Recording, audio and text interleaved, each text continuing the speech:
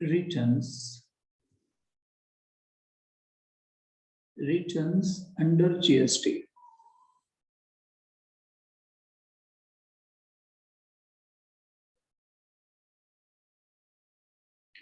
Sir returns क्या होता है सर? What do mean by returns? Returns documents होते हैं, डॉक्यूमेंट होता है। Returns are nothing but the document which contain information, जिसमें इंफॉर्मेशन होती है अबाउट, जिसमें टैक्स पेयर को इंफॉर्मेशन देनी पड़ती है किसके बारे में? अबाउट परचेजेस, उसने कितने परचेसेस किए,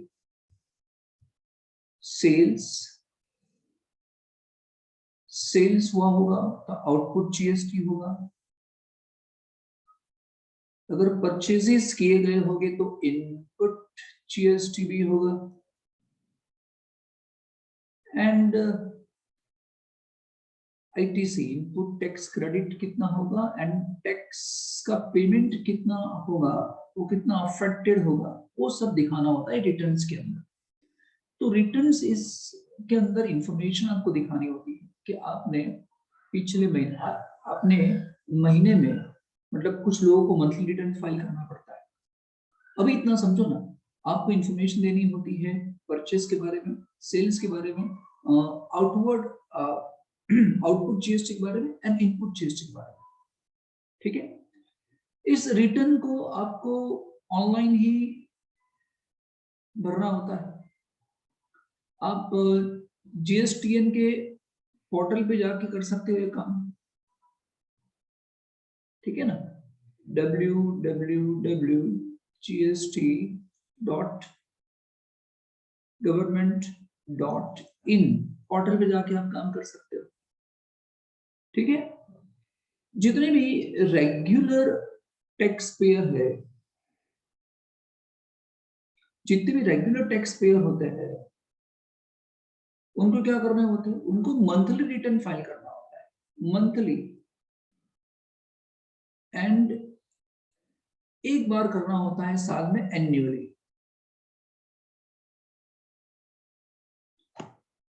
ठीक है, तो ये जीएसटी का इंट्रोडक्शन, रिटर्न का इंट्रोडक्शन था। ठीक है, क्लियर? अब कौन कौन से रिटर्न्स होते हैं वो देख लेते हैं। पर्सन्स, जीएसटी का रिटर्न कौन से फॉर्म में, and due date for filing of return, उसकी ड्यू डेट कौन सी है फाइलिंग करने की। ठीक है, फर्स्ट क्या है? रजिस्टर्ड पर्सन विथ एनुअल, पूरे साल का एग्रीगेट यानी total turnover greater than 5 crore कर देना है। 1.5 नहीं है अभी, 1.5 करोड़ लिमिट नहीं है अभी, 5 crore. Monthly statement of outward supply, तो आपको अगर आपका एनुअल टर्नओवर, रजिस्टर्ड पर्सन हो, अगर आपका एनुअल टर्नओवर 5 करोड़ से ज्यादा है तो ऐसे केसेस में आपको मंथली रिटर्न ये फाइल करना पड़ेगा। कौन सा? जीएसटीआर 1 आपको मंथली फाइल करना पड़ेगा, जिसके अंदर क्या दिखाओगे? स्टेटमेंट ऑफ आउटवर्ड सप्लाई, जिसके अंदर आप सिर्फ क्या दिखाने वाले हो? आउटवर्ड सप्लाई, यानी आपने जो सप्लाई किया होगा उसके बारे में दिखाना है, डिटेल के अंदर, डिटेलिंग में दिखाना है आपने कितना आउटवर्ड सप्लाई किया, है ना, आपने B2B कितना किया, B2C कितना किया, एक्सम्प्टेड कितना किया, टैक्सेबल कितना किया, इंटरस्टेट कितना किया, इंट्रास्टेट कितना किया। इन शॉर्ट आपको आउटवर्ड सप्लाई के बारे में डिटेल में इंफॉर्मेशन दिखानी है इसके अंदर। क्लियर? कौन सा रिटर्न? जीएसटीआर 1 किसके लिए? जिसका एग्रीगेट टर्नओवर पूरे साल का 5 करोड़ से ज्यादा है, उसको मंथली। ठीक है, और कब तक मंथली मतलब कब तक सबमिट कर देना है उसको, कब तक फाइल कर देना है, सॉरी सबमिट नहीं, कब तक फाइल कर देना है ना, फाइलिंग ऑफ रिटर्न कब तक कर देना है? कब तक? 11th of next month. इसका मतलब अगर अप्रैल का रिटर्न होगा तो नेक्स्ट मंथ दैट इज मई की 11 या 11 तारीख से पहले पहले आपको रिटर्न फाइल कर देना है, सबमिट नहीं करना, फाइल कर देना है ना। अगर आप रिटर्न पर आकर आपकी सिग्नेचर हो जाए और फिर आप दे दो, इसे बोलते हैं फाइलिंग कर देना। तो कब तक कर देना है? 11th of next month. और ये डेट कब आई? फ्रॉम अक्टूबर 2018 until September 2020 तक ये डेट है 11th of next month। और फिर ये कोरोना की वजह से, कोविड की वजह से डेट थोड़ी आगे पीछे जा रही है ना, तो आपको ये डेट याद रखनी है 11th of next month। Before that, ये 11 से पहले तो 10th ही थी जो मटेरियल में हमारे है। Before that date was 10th of next month, इससे पहले तो 10th ही थी, लेकिन इस पीरियड में ये 11th हो गई। क्लियर? GSTR 1 किसके लिए? रेगुलर पर्सन के लिए, रजिस्टर्ड पर्सन के लिए जिसका टर्नओवर 5 करोड़ से ज्यादा है, उसको मंथली फाइल कर देना है। कब? नेक्स्ट मंथ की 11 तारीख से पहले पहले। चलिए नीचे उसके अंदर ही GSTR 1 अगेन, अगर आपका एनुअल टर्नओवर 5 करोड़ से अप टू 5 करोड़ या 5 करोड़ से कम है, तो ऐसे केसेस में आप क्या कर सकते हो? क्वार्टरली स्टेटमेंट, यानी आपको यही रिटर्न आपको क्वार्टरली फाइल कर देना है आउट फॉर सप्लाई। इसे हम बोलते हैं quarterly return and monthly payment scheme. Return आपको क्वार्टरली फाइल करना है, लेकिन टैक्स का पेमेंट आपको मंथली करना है, दैट इज QRMP स्कीम। लेकिन ये आप चाहो तो स्कीम को ऑप्ट कर सकते हो, जरूरी नहीं है। आप इस स्कीम को कब ऑप्ट कर सकते हो? QRMP स्कीम को कब ऑप्ट कर सकते हो? जब आप रेगुलर टैक्स पेयर हो, आपका टर्नओवर 5 करोड़ या 5 करोड़ से कम है, तो आप उसको ऑप्ट करोगे। और आपने ऑप्ट क्या किया है? क्वार्टरली रिटर्न फाइल करने का ऑप्ट किया हुआ, लेकिन पेमेंट ऑफ टैक्सेस आपको मंथली करना पड़ेगा। ठीक है? क्वार्टरली वही कर सकता है जिसका टर्नओवर 5 करोड़ से या 5 करोड़ से कम है। GSTR 1 अगेन कब तक फाइल कर देना है? 13th of the month succeeding the quarter, है ना? मतलब अप्रैल, मई और जून, अप्रैल, मई और जून ये क्वार्टर खत्म हो गया, तो नेक्स्ट जुलाई के 13 से पहले पहले, अप्रैल, मई, जून, तो जुलाई के 13 से पहले पहले, फिर जुलाई, अगस्त, सितंबर, अक्टूबर के 13 से पहले पहले। समझ गए ना आप? ठीक है, तो ये हो गया GSTR 1। ओके, चलिए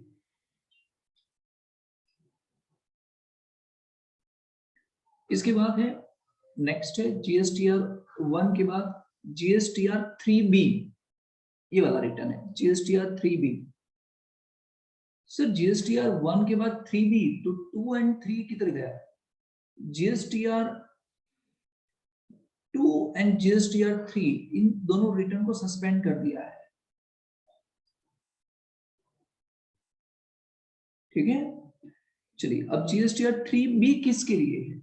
अगेन GSTR 3B उसी रजिस्टर्ड पर्सन के लिए है, रेगुलर रजिस्टर्ड पर्सन के लिए है, कैजुअल टैक्सेबल पर्सन के लिए है।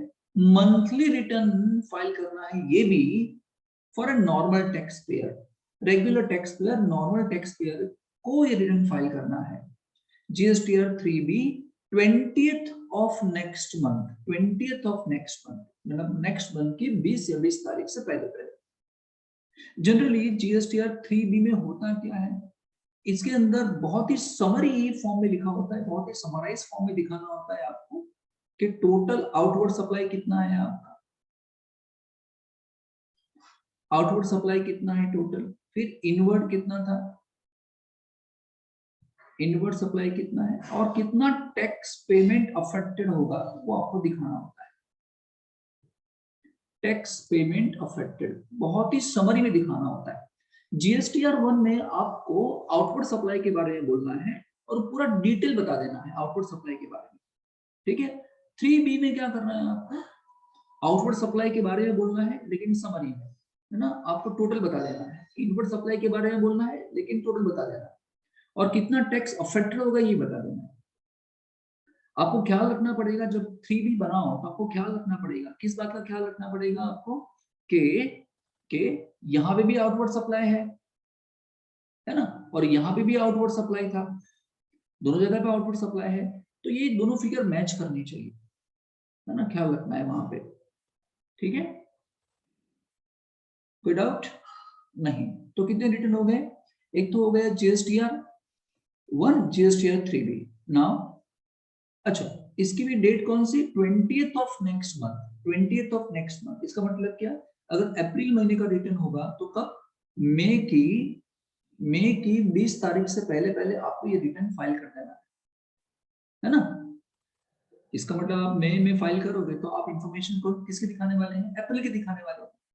अप्रैल की इंफॉर्मेशन मई में जाएगी, मई की इंफॉर्मेशन जून में जाएगी 20 तारीख से पहले पहले। ये 2 रिटर्न हो गए। चलिए आगे चलो, नेक्स्ट क्या है, नेक्स्ट रिटर्न कौन सा, जीएसटीआर 1 देखा, जीएसटीआर 3 भी देखा, नाउ जीएसटीआर 4।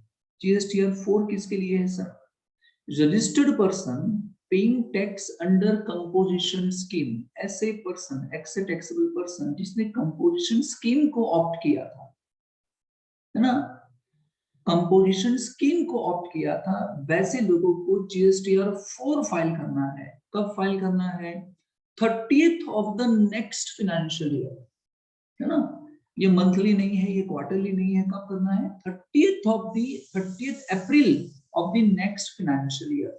यानी फाइनेंशियल ईयर खत्म हो गया, फॉर एग्जांपल 2021, 31 मार्च 2021 को खत्म हो गया, तो आपको 30 अप्रैल से पहले पहले जो लोग ऐसे टैक्स पेयर जो कंपोजिशन स्कीम में गए थे, उनको 30 अप्रैल से पहले पहले, 30 अप्रैल 2021 से पहले पहले इसको फाइल कर देना है जीएसटीआर 4, है ना। तो ये हो गया एन्युअली, ये हो गया एन्युअली। इससे पहले जितने भी थे आगे जो थे जीएसटीआर 1 एंड 3 भी, वो क्वार्टरली था, सॉरी जीएसटीआर 1 एंड 3 भी वो मंथली था।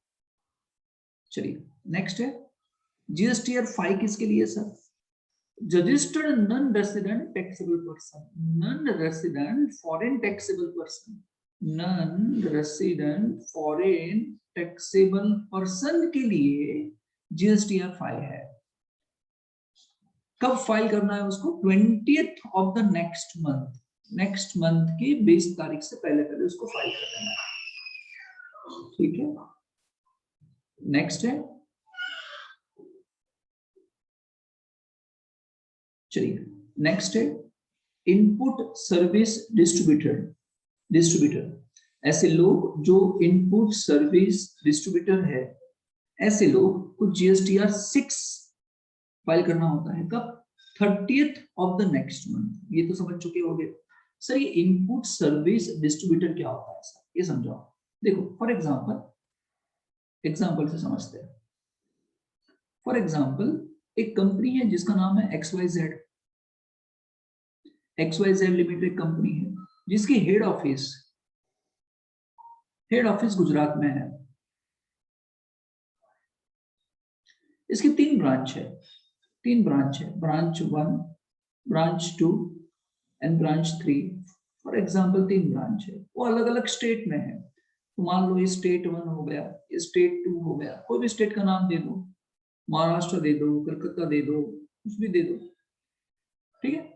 अब ये जो हेड ऑफिस है, वो annual software maintenance expenses, annual software maintenance expenses इंकर कर रही है, एनुअल सॉफ्टवेयर मेंटेनेंस एक्सपेंसेस इंकर कर रही है ना, उसका सर्विसेज ले रही है बाहर वालों से। बट ये जो सॉफ्टवेयर है, एनुअल सॉफ्टवेयर मेंटेनेंस एक्सपेंसेस इंकर किया हेड ऑफिस ने, बट ये जो सॉफ्टवेयर है वो सभी ब्रांचेस यूज कर रहे हैं, और ये एक्सपेंसेस इंकर किया हेड ऑफिस ने on behalf of all the branches. Annual software maintenance expenses किसने इंकर किया, हेड ऑफिस ने, ठीक है, on behalf of all the branches. क्यों, क्योंकि सॉफ्टवेयर का इस्तेमाल तो सभी ब्रांचेस और भी करते हैं, सभी ब्रांचेस कर रहे हैं। तो इनवॉइस आया किसके पास, इनवॉइस बिल बना के किसके पास आ गया, XYZ के हेड ऑफिस के पास आ गया, है ना। जिस बंदे ने ये सर्विस प्रोवाइड की होगी मेंटेनेंस की, उसने बिल बना के दे दिया किसको, XYZ हेड ऑफिस को दे दिया। बट ये पूरा का पूरा क्रेडिट तो हेड ऑफिस यूज नहीं कर सकती, क्योंकि ये जो सॉफ्टवेयर की जो यूज है बाकी सब ब्रांचेस भी तो कर रही है। और इसीलिए क्या करना पड़ता है, ये हेड ऑफिस को ये जो भी आईटी से मिला होगा, जो भी पेमेंट किया होगा इस सॉफ्टवेयर के लिए जीएसटी के साथ, उसका जो क्रेडिट होगा वो सिर्फ हेड ऑफिस यूज नहीं कर सकती है, ब्रांच को भी डिस्ट्रीब्यूट करना पड़ेगा। इसका क्रेडिट ब्रांच भी यूज करेंगे और इसीलिए रिटर्न बनता है, इसको हम क्या बोलते हैं, इनपुट सर्विस डिस्ट्रीब्यूटर। ये जो डिस्ट्रीब्यूटर लोग हैं वो फाइल करेंगे जीएसटीआर 6 के अंदर 13th of the next month.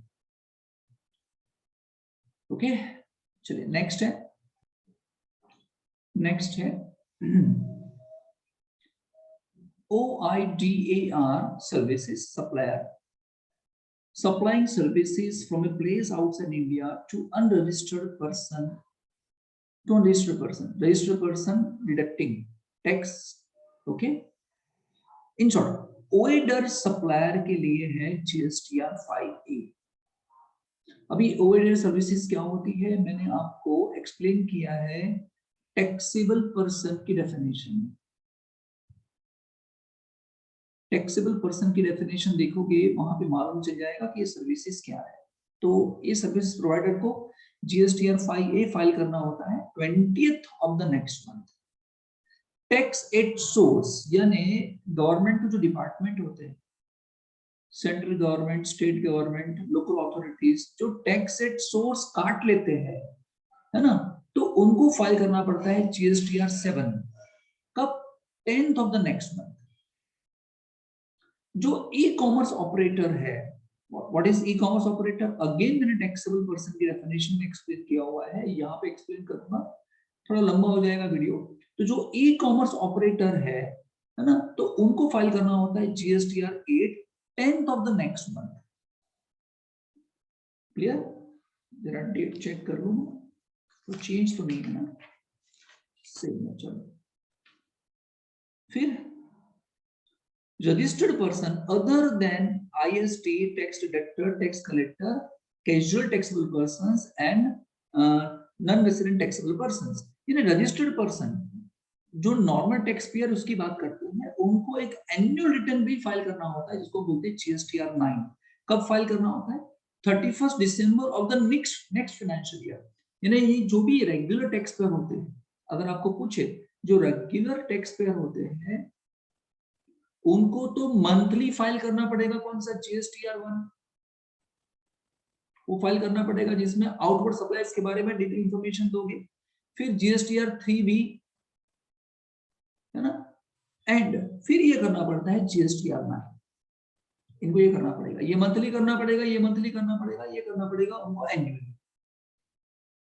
And last में taxable person whose registration has been surrendered और कैंसल, जिसका रजिस्ट्रेशन कैंसिल कर दिया है और जिसने रजिस्ट्रेशन सरेंडर कर दिया है। मान लो पहले कोई पर्सन था जो टैक्सेबल था, उसका टर्नओवर थ्रेशोल्ड लिमिट से ज्यादा था, है ना, तो उसने रजिस्ट्रेशन कराया था। क्योंकि उसका टर्नओवर थ्रेशोल्ड लिमिट से ज्यादा था, 40 लाख से ज्यादा था, सप्लाई कर रहा था exclusive supply of goods Gujarat के अंदर, तो उसने रजिस्ट्रेशन करवाया था। फिर ऐसा कुछ हुआ कि उसका टर्नओवर कम हो गया, तो अभी वो क्या करेगा? रजिस्ट्रेशन कैंसिल करा देगा।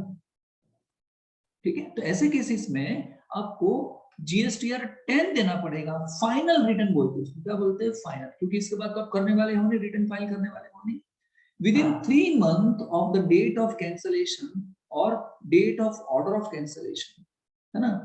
इस 3 महीने के अंदर अंदर आपको whichever is later 3 महीने के अंदर आपको फाइल कर देना पड़ेगा। ये तो रिटर्न की बात आई। पेमेंट ऑफ टैक्सेस कब करोगे? पेमेंट कब करना है? Payment should be done on or before 20th of every month. ये तो जनरल के लिए हो गया, जनरल टैक्स पेयर के लिए हो गया, रेगुलर टैक्स पेयर के लिए हो गया, रजिस्टर्ड रेगुलर पर्सन के लिए हो गया। और जो कंपोजिशन स्कीम में जाते हैं ना, उनको क्या करना है? Payment for a quarter should be made on or before 18th of the month succeeding the quarter. उस क्वार्टर के बाद वाला जो महीना होगा उसके 18th, ये 18th से पहले के लिए ये आपको कर देना है उसका पेमेंट ऑफ टैक्सेस। ठीक है, अब इसके अंदर आपको पूछेंगे, क्या पूछेंगे कि जीएसटीआर 1 का ड्यू डेट कौन सा है, जीएसटीआर 3A का ड्यू डेट कौन सा है, जीएसटीआर 1 किसके लिए लगता है, 3A 3B किसके लिए लगता है ना, 4 किसके लिए लगता है, उसका ड्यू डेट कौन सा है। ये सब चीज आपको पूछने वाले हैं। ठीक है, ये जो मैंने आपको दिया उसको आपको नोटबुक में अच्छी तरीके से लिख देना है ना, इसका स्क्रीनशॉट ले लो, अच्छी तरह से यही लिख देना है ना। हो सकता है कि पैम्पलेट के अंदर डेट्स पुरानी दी गई हो, है ना, ये है final date, due date final है आपकी।